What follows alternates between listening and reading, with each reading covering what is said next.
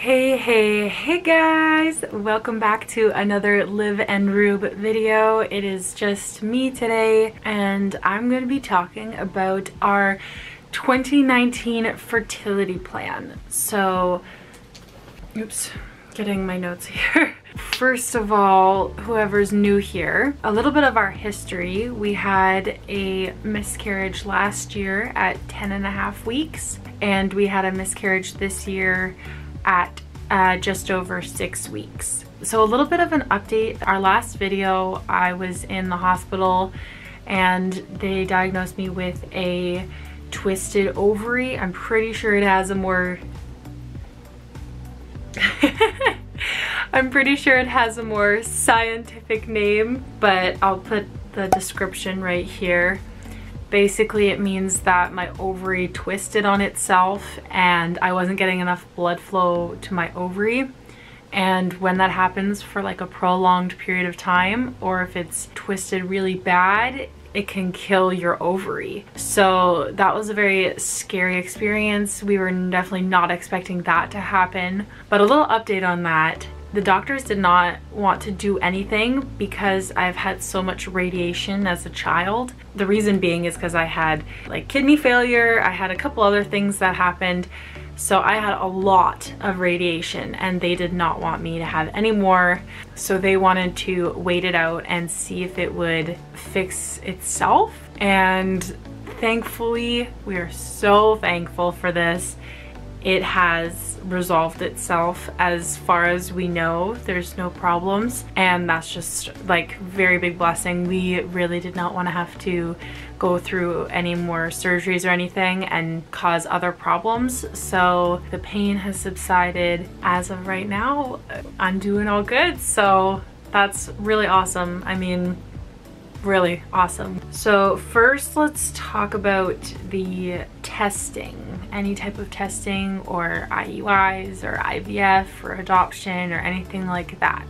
IUIs, intrauterine insemination, and IVF, in vitro fertilization, they don't make a lot of sense in our case because I'm able to get pregnant, I'm just not able to keep the pregnancy. So IVF and IUI is usually for people who can't get pregnant at all, so they need help getting pregnant. So as of right now, those don't seem like options that we will be taking anytime soon. Also because they are crazy expensive procedures. For something that we are able to do without help, we're not going to look into those options further as of right now. Adoption though, on the other hand, Reub and I have talked about this extensively. We would love to adopt. Our plan is to try for a little longer. We want to try as naturally as possible for as long as possible. Right now I take medications, but most of them very simple medications, I don't take any Clomid or anything like that. I'll get into the medications in a minute. We want to try for at least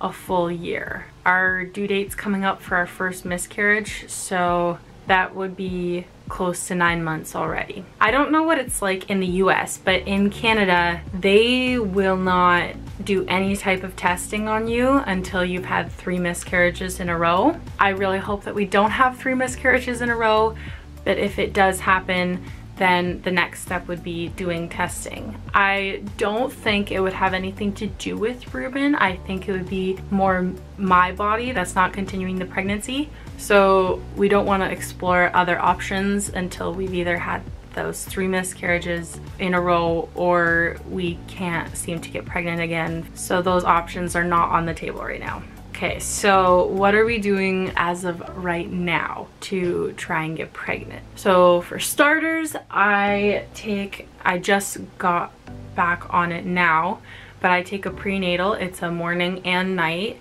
and this is what it looks like. Some of you have seen it in a previous video. So it's called Pregvit. I don't know, is it focused? Yeah. So it's a really expensive brand, but there's a reason why it's expensive. I don't remember exactly how much it is in Canada. I'll put it here, I'll look for it. But basically you have a morning and night pill. As you see, this is continuing from when I've taken it before. But These are the morning pills, these are the night pills. And the reason why I went on this in the first place is because my doctor had told me that my iron was extremely low. She recommended this one for me. It is very high in iron. She said the reason it's so expensive is because you get what you pay for. So if you have benefits, definitely would recommend checking out PregVit. Next thing that I do is I track my BBT, basal body thermometer. Basically, every single morning I get up and I take my temperature before I do anything else. I haven't started this up since our last miscarriage because we take a little bit of a break after a miscarriage. We don't track, we don't take any extra pills or vitamins or anything like that. We just have a month where we just relax and we figure out our next plans. And we just, well, basically we mourn during that time. I'm starting BBT soon, but not quite yet. Oh my goodness. Where even is it? Ow, ow. Felt great. Where are you? Hold on, guys. Reub, do you know where my BBT thermometer is? Your pink one, right? Yeah. I'm just laughing at what's going on in here. Check on my side of the bed. But I'm pretty sure I gave it to you the other day. Did you? Yeah, remember when we were cleaning up? No. Well, have you moved things around? I did, I swear. I also have my bra right out. Oops. Oh, I found it! I found it! Under the bed. I love you! So this is my BBT thermometer. It's actually, I got this off Amazon, called the Easy at Home. What I really like about this one is it's Bluetooth. So as soon as you take your temperature, you just open the app on your phone and then go like this, and then it will sync and it shows your entire month laid out, easy to read and easy to keep track of. And you can also take pictures of your OPKs if you do those too with the app. So definitely recommend this, and I don't think it was very expensive. I think it was like 40 bucks maybe.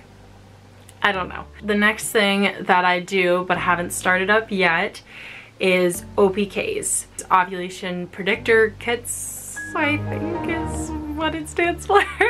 I also order mine off of Amazon. So these are the OPKs. This is like the jumbo box because they're really small. And it's the same brand as this, Easy at Home. And the reason why I like these is they're really cheap and they work well as long as you know how to read them.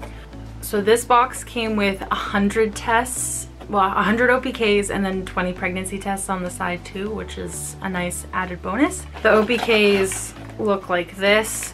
Like, the packaging is really small. They're just, I'll put a picture right here of what they actually look like, but they work really, really well. The next thing on the list is Pre-Seed. Looks like this. It's a lubricant that's really sperm friendly and it does a good job of getting you pregnant. Did you hear that? No. What? Basically, oh, your shadow's in the background. What are you doing?